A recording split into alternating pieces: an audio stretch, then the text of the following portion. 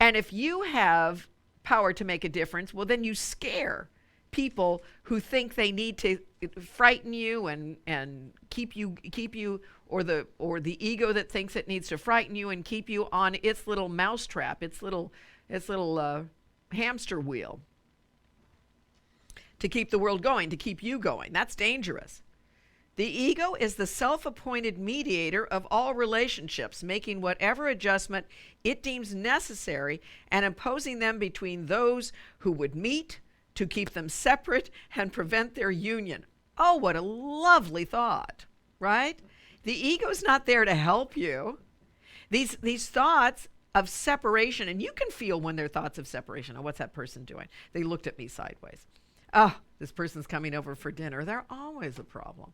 Well, we are a self-fulfilling prophecy of all the pain and suffering in our lives. What if you were to say, you know what? I don't know.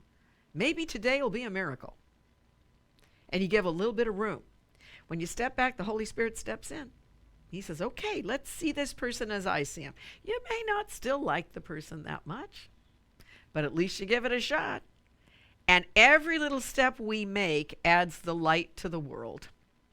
You know, it adds the light to the world. May not be perfect in your attempts. It doesn't matter. You're making the attempt. You're stepping back so he can step forward. It is this studied interference. Now, the Holy Spirit likes to keep you separate. It is this studied interference that makes it difficult for you to recognize your holy relationship for what it is. You know, the ego wants to say, oh, don't trust them. Well, don't trust you. You're just as unworthy as they are.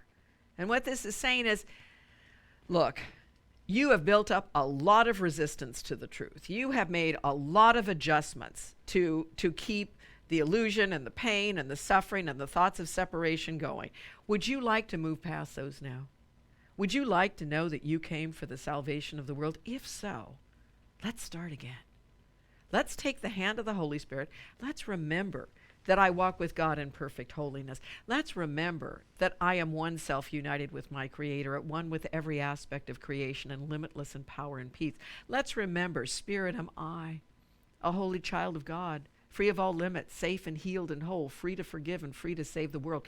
Let's remember the power that walks with us to make a mighty difference on this planet. You came for the salvation of the world. Well, put it to work. Put it to work.